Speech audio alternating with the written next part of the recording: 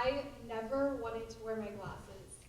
I convinced myself for a while that it was because I didn't like the way the frames looked on my face, but it had a whole lot more to do with the whole sight thing. You see, obviously when you put on your glasses, the whole world starts to look a lot clearer. But so do your flaws. And so every day, I would avoid putting on my glasses in order to avoid the pain I would face when looking at my flaws each day in the mirror. And by doing this, I gave up seeing better the leaves on the trees, the birds in the sky, and all of the rest of the beauty that life had to offer. This brought me to thinking, when we try to pretend that our flaws, fears, and failures are not there, what are we missing out on?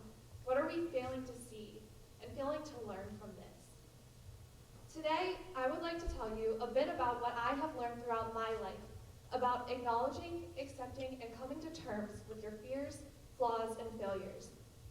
I aim to allow us all to dig a little deeper, shed a little more light, and get a little bit more uncomfortable about the good, the bad, and the ugly of our lives. So I ask that you all just continue with me, open to the frightening spirit of vulnerability that will allow us all to discover our darkness.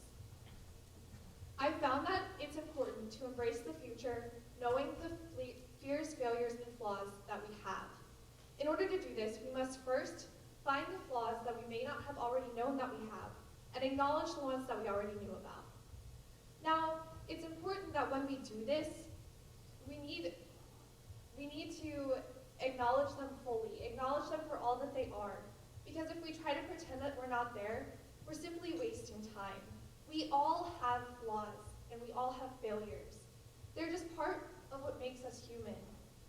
Now, even though I was able to acknowledge my flaws, I knew that I had acne on my face, I knew that my hair was really frizzy, but I still wasn't able to put on my glasses.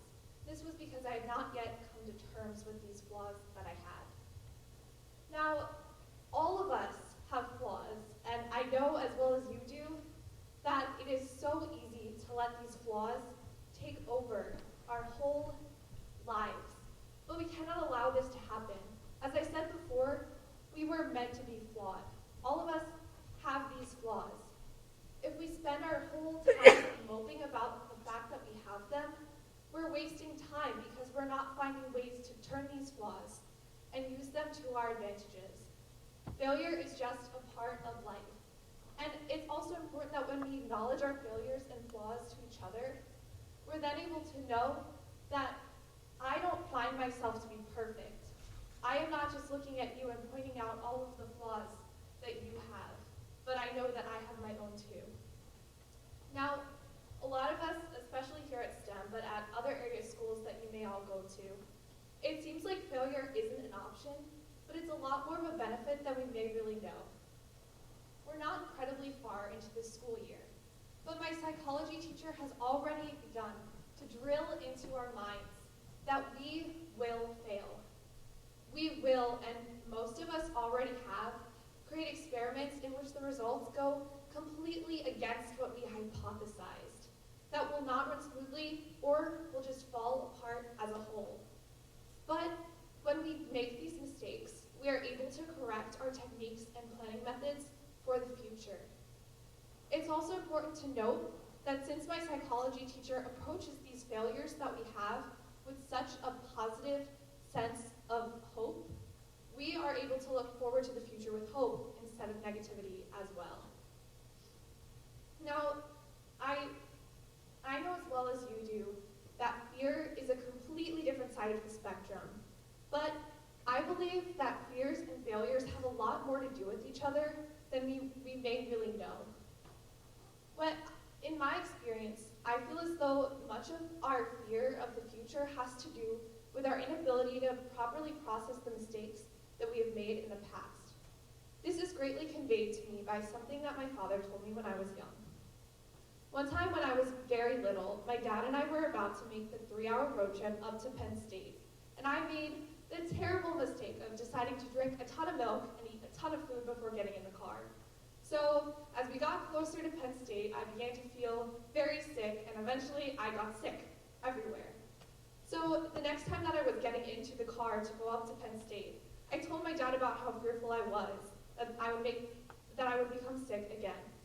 However, my dad told me that really the only reason I had become sick before was because I had eaten and drank so much before getting in the car, and that I was much more likely to become sick from fear than I was to become sick from natural causes. Now, at this young of an age, I really wasn't old enough to properly assess the situation that I'd been in before, but had I been able to do that, I wouldn't have had half as much fear as I did leading up to getting into that car. At the end of the day, it is so easy to let our fears become our whole life. The upcoming struggle ahead of us can begin to feel like everything, and it can affect every move that we make. In my experience, the best way I've found to avoid this from happening is to practice mindfulness. The goal of mindfulness is to be fully present in the situation that you are in and to be accepting of the feelings and emotions that you're having. The key to this is that you cannot be judgmental of the emotions and feelings that you're having, and you cannot be judgmental of what is occurring within the situation. I personally have a lot of trouble with being truly mindful. Physically, I have a lot of trouble with my knee that causes it to dislocate fairly easily in the midst of everyday activities. Now, I need to be mindful of the activities that I'm choosing to do and the movements that I'm making throughout the day in order to avoid dislocating my kneecap. Now, yes, I could dislocate my kneecap at any moment. I could dislocate it right now if I make the wrong move. But if I spend my whole life avoiding doing things out of fear that I'm going to dislocate, I'm going to miss out on so many great opportunities and experiences that I will never have again. I'm not going to waste some of the best years of my life while I'm young due to fear. Now, I know as well as you do that the emotional and mental side of fear is such a different story. Here at STEM, and I'm sure at many of your schools too, I have seen my friends fear about so many different things having to do with their schoolwork. Whether they're fearful about whether they'll be able to finish it in time, whether they're fearful about the grades they will receive on assignments, or completely regretting mistakes that they've made and showing amounts of regret that are fairly unbalanced with the significance of these mistakes. Now, I'm sorry. It's so easy to get yourself wrapped up in this, and I've found myself wrapped up in this so many times. I'm trying to come to terms with my fears and failures, but I'm still not where I want to be, although I'm doing so much better than I have within the past few years. While I have this time to stand up here, I want to give you all a reminder that I'm not sure kids our age always get to hear. You are important. Your fears and your failures are valid and meaningful. But if you feel like they're all getting to be too much, they're all starting to take over your life, there's absolutely no shame in talking to someone about them, whether it's a professionally trained therapist, as I have in the past, or just a trusted friend. While yes, it's important to share our fears and failures with each other so that we know that we're not perfect and pretending to be things that we're not, sometimes in order to come to full acceptance with these things and to take this weight off of our shoulders, we need to share our hearts with someone who can encourage us and guide us in our next steps. Out of all of this, I want you to go away with a message of hope. Your fears and failures are significant. They are meaningful and they are valid, but they are not the end of you. There is so much more for you and so much besides them for you in this world. Thank you.